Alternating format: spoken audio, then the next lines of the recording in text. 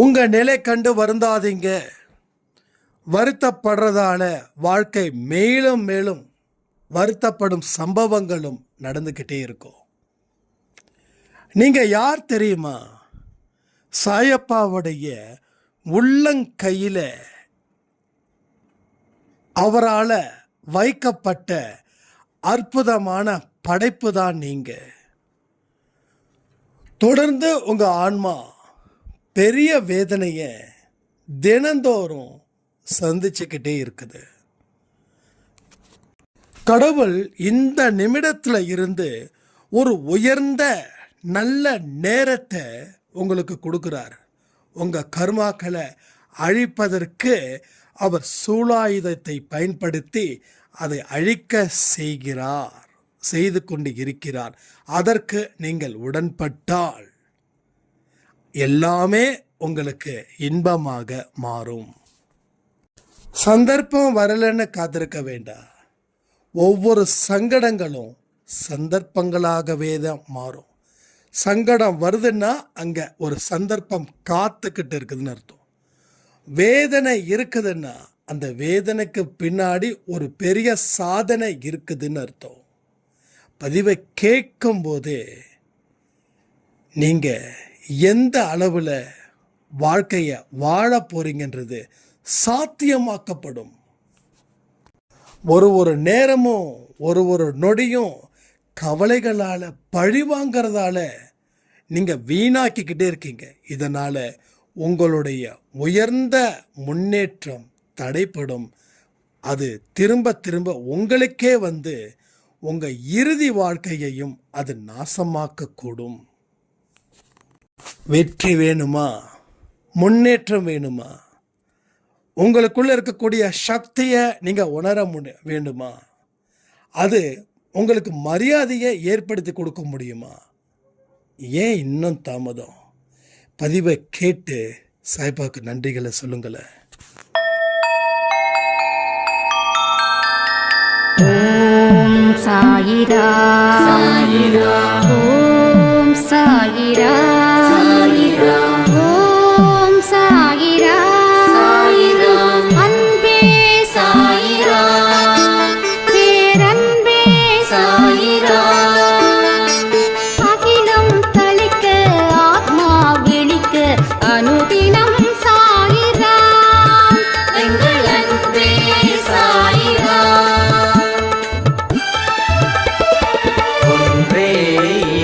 ஒன்றே பூமிக்கென்றும் சாயிரா, சரணம் சாயிரா, நன்றே செய்து வாழ்வோம், நாம் ஒன்றே செய்து வாழ்வோம், அன்பே சாயிரா.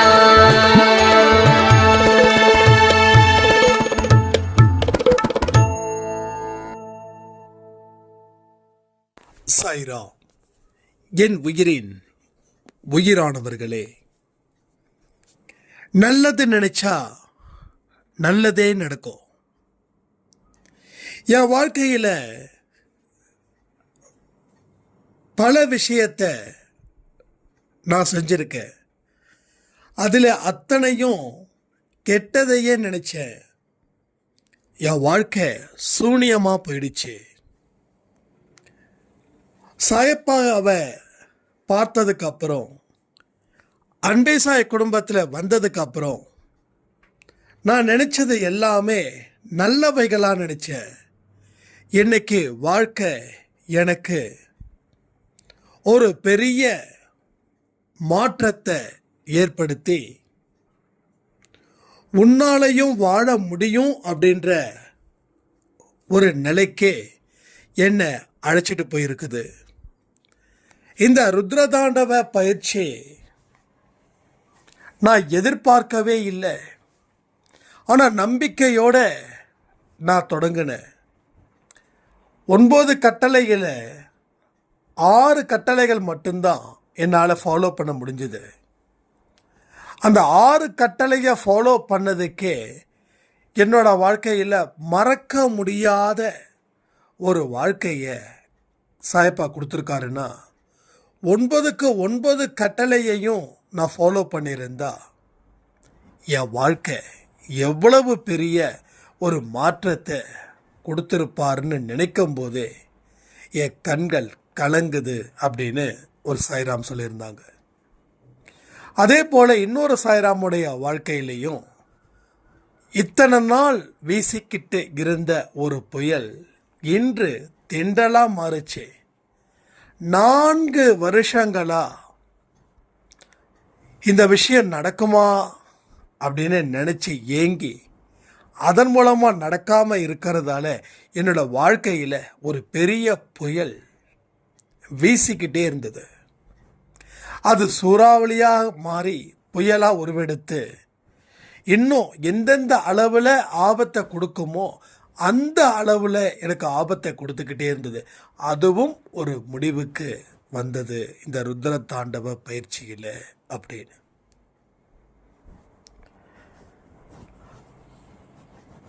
உண்மையிலே சொல்ற ஒரு சாய்ராமுக்கு அற்புதம் நடக்குதுன்னா அது 10ஓட 11 உங்க வாழ்க்கையில இல்லை, 10ல் 1 கூட இல்லை. அதையும் தாண்டி அதிசயமாக, அற்புதமாக, அபூர்வமாக இத்தனை விஷயங்கள் இந்த ருத்ர தாண்டவ பயிற்சியில் நடந்திருக்குது. கடவுள் நல்ல உள்ளங்களை மட்டும்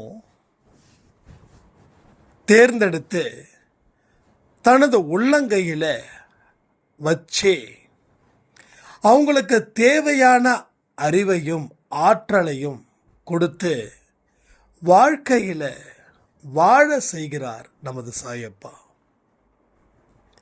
யாரு என்ன சொன்னாலும் கவலைப்படாமல் அவருடைய கைகளை பிடிக்கிறதுல நம்ம கவனம் இருந்துடுச்சுன்னா உங்கள் வாழ்க்கையில் உங்கள் காலை யாராலையும் வாரி விடாமல் உங்களை உயர்ந்த இடத்துக்கு கடவுள் அழைச்சிட்டு போவார். என்னதான் கடவுளை 24 மணி நேரம் வணங்கினாலும் அந்த டிசிப்ளின் அப்படின்ற ஒரு இடத்துல கொஞ்சம் சந்தேகம் வந்துடுச்சுன்னா வாழ்க்கையில் எதுவுமே கிடைக்காது. எவ்வளவு பெரிய பானையாக கூட இருக்கட்டும், அந்த பானை விலை உயர்ந்த பானையாக கூட இருக்கட்டும், அந்த பானையில் தண்ணி ஊற்றும் போது எங்கேயாவது ஒரு ஓட்டை இருந்துச்சுன்னா அந்த பானை வீண். அதே போல தான் இங்கேயும் நீங்கள் எந்த வகையில் வேணாலும் பக்தி வையுங்க, உங்கள் பக்தியை எப்படி வேணாலும் செலுத்துங்க. எவ்வளவு ஆடம்பரமாக பக்தியை வைக்கணுமா வச்சுக்கோங்க, எவ்வளவு ஆடம்பரமாக விலையுயர்ந்த பொருட்களை வச்சு பூஜை செஞ்சாலும் செஞ்சுக்கோங்க. ஆனால் ஒழுக்கம் இல்லைன்னா அத்தனையும் வீணே. நான் திருப்பி திருப்பி சொல்லக்கூடிய விஷயங்கள் என்னன்னா, உன் மனதை கட்டுப்படுத்தாமல் எதையும் நீ சாதிக்க முடியாது. உன் மனதில் அழுக்கு இருக்கிற வரைக்கும் என்னதான் நீ வேண்டுதல் வச்சாலும் அது நிறைவேறாது. எனக்கு ரொம்ப பிடிச்ச வார்த்தை சொல்லட்டுமா? வறுமையிலும் நேர்மையாக இரு, வறுமையிலும் நேர்மையாக இரு. 10 பேர் உன்னை தாக்கும் போதும் மனசு என்னைக்குமே அமைதியாக வச்சுக்கோ. 10 பேர் உன் இதயத்தை கண்டிப்பாக காயப்படுத்துவாங்க. அடிக்கிற அடி கூட அந்த வலி இருக்கிற வரைக்கும் தான். ஆனால் அடிக்காமலே வலி இருக்கே அது நரக வேதனை. அந்த இடத்துலையும் நீ கவனமாக இரு. ஏன்னா நீ இருக்க வேண்டிய இடம் கடவுள். நேற்று இரவு நல்ல தூக்கம். அப்போது திடீர்னு ஒரு தாட்டு, நமக்கு எதிராக சில மனிதர்கள் 1-2 பேர் இருப்பாங்களே, ஏன் இவங்க இப்படி இருக்காங்க, எதுக்கு இவங்க இப்படி ஒரு எதிர்ப்பை காட்டுறாங்க? யாரும் காட்டலை சொல்கிறது, ஏதோ ஒரு தாட் வந்தது. அப்படி இருக்கும்போது நமக்குள்ள கோபம் வருது. நம்மளை கோபப்படுத்துகிற மாதிரி சில வார்த்தைகளை விடுறாங்க. மனசு என்னமோ வலிக்குதே, துடிக்குதே, திருப்பி கொடுக்கணும்னு தோணுதே. அப்போ சட்டுன்னு ஒரு விஷயம் சாய்பா போதிக்கிறார். என்ன தெரியுமா? உனக்கு எவ்வளவு பெரிய ஒரு குடும்பம் நான் கொடுத்துருக்கேன், அந்த குடும்பத்தில் இருக்கிற அத்தனை பேரும் எவ்வளவு உன் மேல அன்பா இருக்காங்க, ஒத்துமையா இருக்காங்க. நீ சாதாரணமாக இருக்கக்கூடிய 1-2 பேர் உன்னை எதிர்த்து நிற்கிறாங்க, தேவையில்லாமல் வார்த்தைகளை விடுறாங்கன்றதுக்காக நீ ஃபீல் பண்ணுறது நியாயமா, இதை அடுக்குமா அப்படின்ற மாதிரி ஒரு கேள்வி. அப்படி யாரும் எதுவும் பண்ணலை. பட் இருந்தாலும் நம்ம மனசில் பல வருஷங்களுக்கு முன்னாடி, சாயப்பாலா வர்றதுக்கு முன்னாடி நமக்கு எதிர்த்து நிற்பாங்க இல்லையா சில குல தெய்வங்கள், நமக்கு எதையுமே செய்ய விடக்கூடாதுன்னு சொல்லி சில மனிதர்கள் பயங்கரமாக பாடுபடுவாங்க இல்லையா. இவன் வாழ்ந்துடக்கூடாதுன்னு சொல்லி ரூம் போட்டு யோசிப்பாங்க இல்லையா. அந்த மாதிரி ஆட்கள் அந்த சட்டில் அப்படி ஞாபகம் வந்துருச்சு. அப்போ உங்கள் வாழ்க்கையிலையும் 1-2 பேரோ இல்லை 10 பேரோ 20 பேரோ எதிர்த்து நின்னா நீங்கள் கவலைப்பட வேண்டிய அவசியமே இல்லை. அந்த இடத்துல கவனம் எங்கே இருக்கணும் தெரியுமா? நான் சாயப்பாவுடைய உள்ளங்கையில் இருக்க, அவங்க வெளியில் இருக்காங்க. அவங்க வெளியில் இருக்கிறவங்க கண்டிப்பாக அவருடைய உள்ளங்கையில் தஞ்சம் அடையவே முடியாது. ஆனால் நான் தஞ்சம் அடைஞ்சேன். என்ன அவர் ஏற்றுக்கிட்டதால எனக்கு எந்த பாதிப்பும் இல்லை.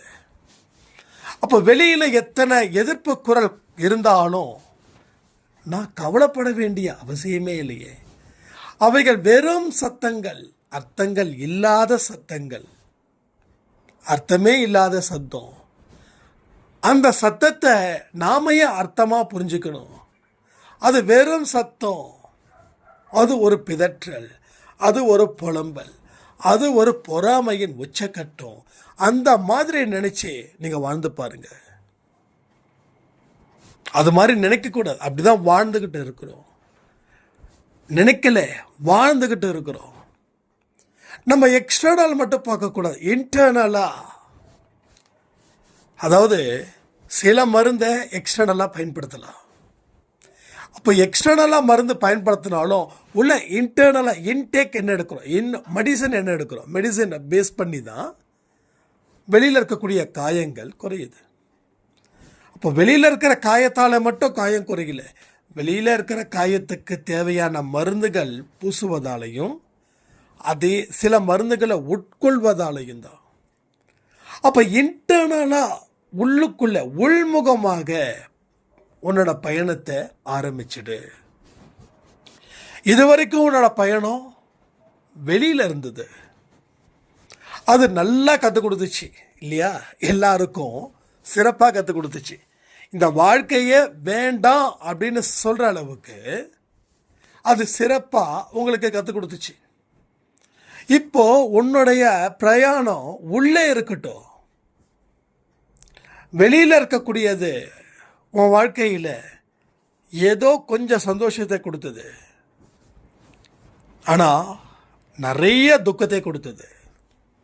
ஆனால் உட்புறமாக நீ பிரவேசி. இப்போ 10% கஷ்டத்தை கொடுக்கும், 90% அற்புதத்தை கொடுக்கும். நீ யாரை என்னன்னு யோசிக்கும் போது, உன் மனசாட்சி கிட்ட கேட்கும்போது, நீ இப்படிப்பட்டவன், நீ ஒழுக்கம் இல்லை, சில இடத்துல நீ நடிக்கிற, நீ நிறைய இடத்துல பொய் பேசுகிற, நிறைய இடத்துல பொறாமை வெளிப்படுத்துகிற, ஆனால் வெளியில் நடிக்கிற, ஆனால் உள்ள இது தாண்டா நீ அப்படின்னு சொல்லி ஒரு நெத்தி அடி அது கொடுக்கும்போது நமக்கு கஷ்டத்தை கொடுக்குது. ஆனால் உள்பக்கமாக நீ பிரவேசிக்கும் போது தான் நிறைய விஷயங்கள் தெரியுது. நீ எவ்வளவு பலகீனமாக இருக்க, நீ என்னெல்லாம் செய்யணும், அடுத்தது நீ எவ்வளவு பலமாக இருக்க. இந்த பலகீனத்தால் உன்னோட பலம் எந்த அளவுக்கு குறையுது. அப்போது இதையும் ஒரு கன்சிடர் பண்ணுறதுக்கு உண்டான வழிகளை நீ உட்புறமாக உன் பயணத்தை ஆரம்பிக்கும் போது நிறைய விஷயங்களை நீ இப்படி தெரிஞ்சுக்கலாம். அப்போது உள்ளுக்குள்ளே இருக்கிறது பெரிய ஆனந்தம், ஒரு புதையல். ஒரு புதையலை நீ தேர்ந்து எடுக்கணும் அப்படின்னா நீ பூமிக்கு உள்ளே ஆழமாக வச்சுருப்பாங்க, அதை தோண்டுனா தான் எடுக்க முடியும், மேலே கிடைக்காது. அப்போது வெளிப்புறமாக தேடாத உன்னோட அறிவை உட்புறமாக தேடு. வெளிப்புறமாக தேடாத. வெளிப்புறமாக தேடுறதால கண்டெடுக்கலாம், ஆனால் பெருசாக கண்டெடுக்க முடியாது. நீ உட்புறமாக உனக்குள்ள நீ தேடு, உனக்குள்ள நீ வேலை செய். உனக்குள்ள ஒரு திறமையானவன் இருப்பான் அப்படின்றத நீ கண்டெடுப்ப. அவன்தான் உன் வாழ்க்கையில் இனி காப்பாற்றுவான். உன்னை காப்பாற்றுபவன் யாருன்னா உனக்கு உள்ளே இருக்கிறவனை தேடி கண்டுபிடிச்சா அவனே உன்னை காப்பாற்றுவான். யாரும் பயப்பட வேண்டாம்ல. என் வாழ்க்கை இப்படி போயிடுமோ அப்படின்னு சொல்லி பயப்பட வேண்டாம்ல. பயப்படணுமா சொல்லுங்கள், பயப்படலாம்.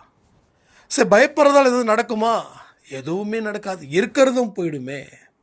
அப்போ எதுக்கு பயம்? தேவையில்லை. அப்போ வெளியில் சில விஷயங்கள் நம்ம மேலே விடும்னு நினைக்கிறோம், ஆனால் உள்ளுக்குள்ளே நீ ஸ்ட்ராங்காக இருந்தால் விட வேண்டியது கூட விலகி போய்விடும். உனக்கு எந்த இடத்துலையும் எந்த பாதிப்பும் உனக்கு ஏற்படாது. எதுவாக இருந்தாலும் ஆழமாக தேடணும், கிடைக்கிற வரைக்கும் தேடணும். கிடைக்காதுன்னு நினச்சே தேடக்கூடாது. நம்ம வாழ்க்கையில் தேட வேண்டியது ஏகப்பட்டது. அதை தேடினாதான் பாவம் தீரும், அதை தேடினாதான் நல்லது நடக்கும், அதை தேடினாதான் இறைவனிடம் நாம் மனமிட்ட பேசவும் முடியும். ஆனால் நமக்கு என்ன ஒரு விஷயம் அப்படின்னா, உள்ளே இறங்கி தேட முடியல, வேற யாராவது தேட சொல்லி நாம் ஒய்யாரமாக உட்காந்துக்கிறோம். எதையுமே நம்மால் செய்ய முடியாதுன்ற நிலைக்கு காரணம் அடிப்படையாக என்ன தெரியுமா? சொன்ன நம்ப மாட்டீங்க. என்னாலலாம் எங்கப்பா முடியும்? அதுக்கெல்லாம் திறமை வேணும், அதுக்கெல்லாம் நேரம் வேணும், அதுக்கெல்லாம் பணம் வேணும், அதுக்கெல்லாம் சப்போர்ட் வேணும், அதுக்கெல்லாம் ராசி கிரகம் எல்லாம் கரெக்டாக இருக்கணும், என்னதான் உழைச்சாலும் அதிர்ஷ்டம் வேணும் இல்லைங்க. நீங்கள் எத்தனை பேர்கிட்ட எந்த மாதிரி சொல்லியிருக்கீங்க? எத்தனை பேர் உங்ககிட்ட இது மாதிரி சொல்லியிருக்காங்க? கொஞ்சம் கமெண்ட் பண்ணுறீங்களா? ஆனால் இதுக்கெல்லாம் அடிப்படை காரணமாக இருக்கிறது இதுவா இல்லை, உன்னுடைய ஒட்டுமொத்த சோம்பேறித்தனம். நீ சோம்பேறியாகவே வாழணும், சோம்பேறியாகவே இந்த உலகத்தை விட்டு போகணும். ஆனால் உனக்கு கிடைக்கிறது எல்லாம் ஈஸியாக கிடைக்கணும். உனக்கு வாழ்க்கையில் எல்லாமே பெஸ்ட்டாகவே கிடைக்கணும், ஒர்ஸ்டாகவே கிடைக்கக்கூடாது. ஆனாலும் நீ இறங்கி வேலை பார்க்க மாட்ட. ஏன்னா உனக்கு வேலை செய்ய ஈடுபாடு இல்லை, உழைக்க ஈடுபாடு இல்லை. முன்னேறணும்னு ஆசை இருக்குது, ஆனால் அதற்கு முயற்சியையும் உழைப்பையையும் நான் கொடுக்க மாட்டேன். எனக்கு பதிலாக இன்னொருத்தன் எக்ஸாம் எழுதுவான், அவன் பாஸ் ஆகி என் பேரில் சர்டிஃபிகேட் வாங்கி தருவான். இந்த மாதிரியான மனநிலையில் தான் இங்கே இருக்கிறோம், அப்படி தான் வாழுறோம், அப்படி தான் துன்பத்தையும் அனுபவிக்கிறோம். யாரோ ஒருத்தவங்க, ஐ திங்க் விவேகானந்தரா யாரோ தெரியாது, உன்னால் முடியாது அப்படின்ற ஒரு விஷயத்த இன்னொருத்த முடியும்னு சொல்லி செஞ்சு சாதிச்சிருக்கான். அப்படி என்னால் முடியாதுன்ற ஒரு விஷயத்த அப்போ யாராலையும் செய்ய முடியாதுல்ல. அதுக்கு தான் நம்ம ஆள் என்ன பண்ணிட்டான், அவனுக்கு ராசி நல்லா இருக்கு, அதிர்ஷ்டம் நிறைஞ்சிருக்குதுன்னுட்டான். புரியுதா? இந்த இடத்துல பெரியாரோட கொள்கைகள் ரொம்ப பிடிக்கும், ரொம்ப பிடிக்கும். ஏன்னா எல்லாருக்கிட்டையும் என்னென்ன நல்லவைகள் இருக்கோ அதை அப்படியே எடுத்துக்கணும். இல்லை அவர் அதை சொல்லிட்டாரு, இதை சொல்லிட்டாரு, அதெல்லாம் தேவையில்லாத வேலை. என்ன நல்ல விஷயங்கள் இருக்கோ அதை எடு. உனக்கு எதுக்கு வாழ்க்கையில் தேவையோ, உன்னோட முன்னேற்றத்தை எதை அடிச்சிட்டு போதோ அதை அத்தனை பெரியவங்க கிட்டேயும் எடு. எல்லாருக்கிட்டேயும் குறை பார்த்தேன்னா அப்போ உன்கிட்ட குறையே இல்லையா? நம்மக்கிட்ட குறை இருக்கிறதால தான் மற்றவங்க கிட்டேயும் குறைய மட்டும் பார்க்குறோம். உங்ககிட்ட நிறைய இருந்தால் மற்றவங்க கிட்ட நீ குறை பார்க்க மாட்டேன், நிறைய மட்டும்தான் பார்ப்ப.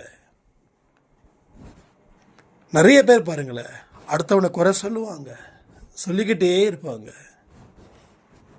தெரிஞ்சவனை பற்றியும் குறை சொல்லுவாங்க, தெரியாதவனை பற்றியும் குறை சொல்லுவாங்க. ஆனால் இவர் எப்படின்னா, இவருக்கு ஏகப்பட்ட குறை இருக்கும். அந்த தன்மை தான் வெளிப்படுது. ஸோ அடிக்கடி சொல்லுவேன், உள்ளே என்ன இருக்கோ அதான் வெளிப்படும். என்னதான் மறைச்சி வச்சாலும் ஒரு நாள் நீ யாருன்றத இந்த உலகத்துக்கு கண்டிப்பாக தெரிவிக்கத்தான் போகிற. நீ எதை மறைச்சி வைக்கிறியோ அது ஒரு நாள் வெளிப்படுத்த தான் செய்யும். எதுவாக இருந்தாலும் கொஞ்ச நாள் மறைச்சி வைக்கலாம், ஒரு நாள் பட்டுன்னு வெடிச்சிடும், அப்போ எல்லாமே தெரிஞ்சிடும். அப்போ உள்ளுக்குள்ள எதையுமே வைக்காத, வைக்க வேண்டியதை மட்டும் வை. வைக்கக்கூடாததை நீ வைக்கிறதால உன் வாழ்க்கை இனியும் பாதாளத்துக்கு போகும். அதில் நீ மறுபடியும் மீண்டு வரலாம். ஆனால் 100 மணி நேரம் உழைச்சா அதுக்கு 1000 மணி நேரம் உழைக்கணும். 100 மணி நேரம் உழைச்சா எவ்வளோ? 1000 மணி நேரம் உழைக்கணும். அப்போது 100 மணி நேரம் உழைச்சி வாழ்க்கையில் வளர்ச்சியை காண்றது ஈஸியா, இல்லை 1000 மணி நேரம் உழைச்சி வாழ்க்கையில் ஜெயிக்கிறது ஈஸியா? யோசிச்சு பாருங்க. நம்ம காலத்தை நிறைய விடுறோம், புரியுதா? ஒரு நிமிஷத்தையும் ஒரு நொடியையும் எவங்கிட்டயோ விட்டுட்டோம். எத்தனையோ பேரோட வாழ்க்கை பொழுதுபோக்கில் போகுது, எத்தனையோ பேரோட வாழ்க்கை புலம்பல்ல போகுது, எத்தனையோ பேரோட வாழ்க்கை பழி வாங்கிறதுலே போகுது, எத்தனையோ பேரோட வாழ்க்கை கோபப்படுறதாலே போகுது. இது எல்லாத்தையும் கொஞ்சம் யோசிச்சு பாருங்களேன். நான் சொல்றது எங்கேயாவது தப்பா இருக்குதான்னு.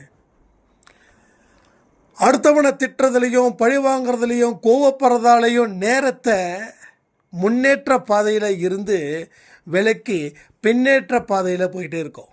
நமக்கு கால் முன்னாடியும் நடக்கும், பின்னாடியும் நடக்கும்.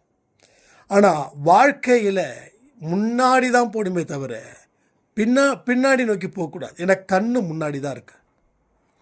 அப்போ நாம் எந்த அளவுக்கு எதிர்வினைகள் கூட சேர்ந்து வாழ்ந்துக்கிட்டு இருக்கோமோ அந்த வாழ்க்கை முன்னாடி போகாது, பின்னாடி பின்னாடி பின்னாடி போகும். அப்போ பின்னாடி போகும்போது ஒரு சில இடத்துல பெரிய கிணறு இருக்கலாம், ஒரு சில இடத்துல விலங்குகள் இருக்கலாம், ஒரு சில இடத்துல விஷ ஜந்துக்கள் இருக்கலாம். ஏன்னா கண்ணு முன்னாடி தான் இருக்கு, பின்னாடி இல்லைல்ல. அப்போ யோசிச்சு பாருங்க. அப்போ உங்களோட புலம்பல்கள், உங்களுடைய பழிவாங்குதல் எல்லாமே இப்போ வரைக்கும் இருக்குதுன்னா உங்கள் வாழ்க்கை முன்னாடி போக சான்ஸே கிடையாது, பின்னாடி தான் போகுது, போய்கிட்டு தான் இருக்குது. அதை முதல்ல நிறுத்த முயற்சி பண்ணுங்க, அதுக்கப்புறம் நில்லுங்க. அதுக்கப்புறமும் முன்னேறுவதற்கு ஒரு அடிகளாக எடுத்து வைத்து முன்னேற்றுவதற்கு உண்டான வழிகளில் பாதையை தேடுங்க. உங்களுக்குன்னு ஒரு பாதையை ஏன் என்ன தேடாமல் இருக்கீங்க? அடுத்தவன் பாதையில் பயணம் செய்கிறது வேண்டாமே. அவன் எங்கேயோ போய் விழுந்துட்டான், அவன் பாதை நமக்கு எதுக்கு? உனக்குன்னு ஒரு பாதையை உருவாக்கு, அதில் பயணத்தை செய். உனக்குன்னு திறமை இருக்கு, திறமை இல்லைன்னு நினைக்காத, திறமை இருக்கு, அதை நம்பி வாழு. அது உன்னை வெற்றி பாதைக்கு அழைச்சிக்கிட்டு போகும். திரும்பவும் திரும்பவும் தோல்வியை சுமக்கிறது வேண்டாமே. திரும்பவும் திரும்பவும் நம்மால தோல்வியை சுமக்கிறதால என்ன பயன்?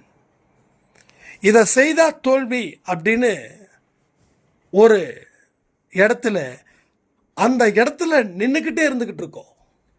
அதில் மாற்றத்தையோ மாற்று பாதையையோ நாம் இப்போ வரைக்கும் தீர்மானிக்கல. அதற்கு ஒரு நேரத்தை கொடுக்கவும் இல்லை.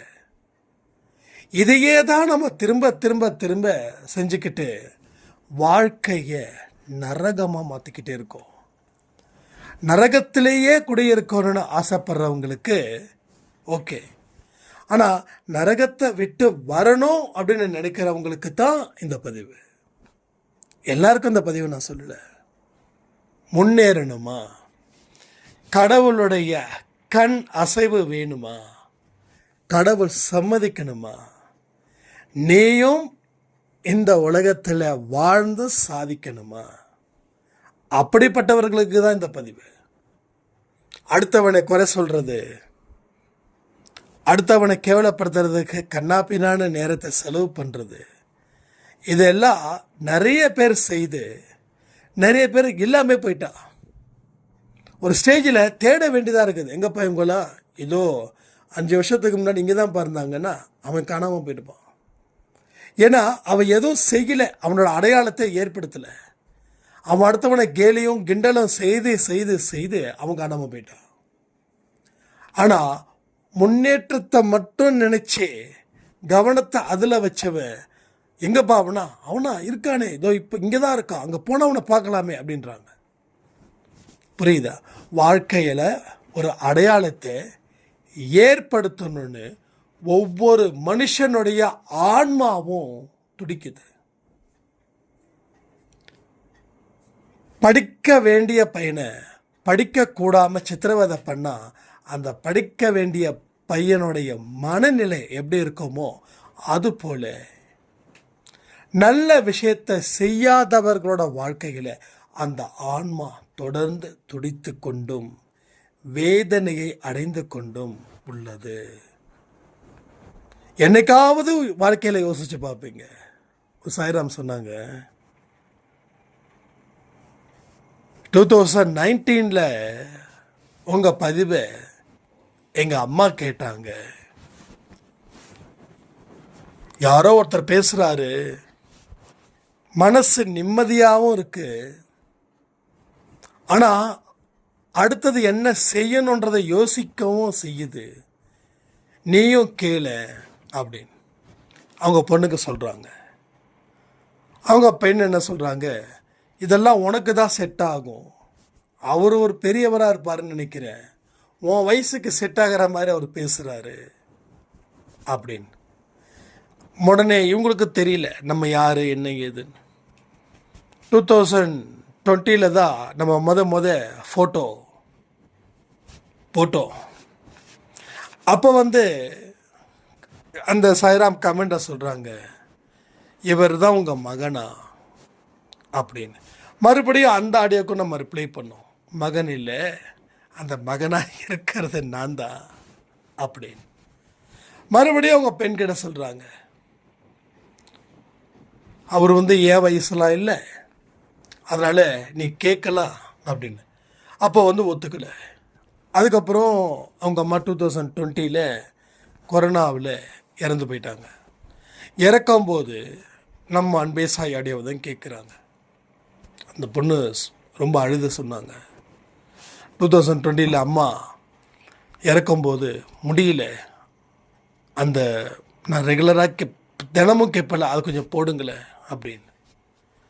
கடைசியில் அதை கேட்டு தான் இறந்தாங்க அப்படின்னு சொல்லிட்டு, அன்னைக்கு நீங்கள் சொன்னதெல்லாம் நான் கேட்டு இருந்தா இன்னைக்கு நல்லா சூப்பரான ஒரு வாழ்க்கையை வாழ்ந்திருப்பேன். எங்கள் அம்மா இறந்ததுக்கப்புறம் நான் விரும்பின பையனை கல்யாணம் பண்ணிக்கிட்டேன். அந்த பையன் ஒரு 6 மாதம் என் கூட வாழ்ந்தான். அதுக்கப்புறமா எனக்கு ஒரு குழந்தைய கொடுத்துட்டு அவன் வேலை தேடி நான் போயிட்டு வரேன்னு சொன்னவன் போனவன் தான். இன்றைக்கி நான் ஒரு கை குழந்தைய வச்சுக்கிட்டு கஷ்டப்பட்டுக்கிட்டு வாழ்ந்துக்கிட்டு இருக்கேன் அப்படின்னு. ஸோ என்றைக்குமே நாம் நல்லா இருக்கிறோம் அப்படின்னும் போது நமக்கு இதெல்லாம் தேவையில்லைன்னு நினைக்கிறது இயல்பு. ஏன், எனக்கும் அப்படிதான். நீங்களும் சில ஏஜில் கடந்து வந்திருப்பீங்க, உங்களுக்கு அப்படிதான். ஒன்றே ஒன்று சொல்கிறேன், வாழ்க்கையில் எதை வேணாலும் எப்போ வேணாலும் நடக்கலாம். ஆனால் என்ன நடந்தாலும் ஏது நடந்தாலும் நம்மளால் நிற்க முடியணும்னா பல அனுபவத்தை நீங்கள் கேட்டாலோ அதை பெற்றாலோ தான் முடியும். நம்ம வாழ்க்கை மட்டும் இப்படியே போயிடாது ஒரே நேர்கோட்டில் போகிற வரைக்கும் போகட்டும், சந்தோஷம். கடைசி வரைக்கும் போகுதா, ரொம்ப சந்தோஷம். ஆனால் வளைவு நெளிவு இருக்குதா, பயப்படக்கூடாது. அப்போது எப்போ பயப்படாமல் இருப்போன்னா, என்னைக்கு ஆழமான விஷயத்தை, எண்ணங்களை, செய்திகளை ஆழ் மனசில் பதிக்கிறோமோ அன்னைக்கு தான் நமக்கு எந்த ஒரு பிரச்சனைகளும் வராமல் நம்மளை நாம் தற்காத்து கொள்ள முடியும். அதை நீங்கள் புரிஞ்சுக்கணும். இதை எல்லாத்தையும் மனசில் வச்சு செயல்படுங்க. எந்த நேரத்தில் நாம் வாழ்க்கையில் சில சங்கடங்களை கடந்தாலும் அது சந்தர்ப்பங்களாக உங்கள் வாழ்க்கையில் நிச்சயமாக மாறும்னு சொல்லி இந்த பதிவை நான் முடிக்கிறேன். ஜெய் சாய்ராம்.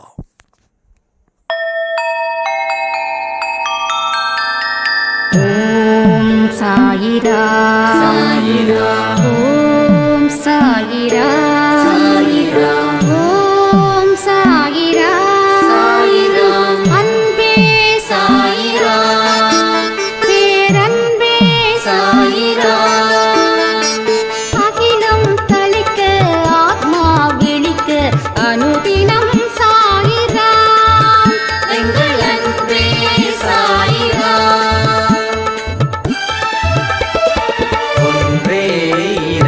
ஒன்றே பூமிக்கென்றும் சாயிரா, சரணம் சாயிரா. நன்றே செய்து வாழ்வோம், நாம் ஒன்றே செய்து வாழ்வோம். அன்பே சாயிரா.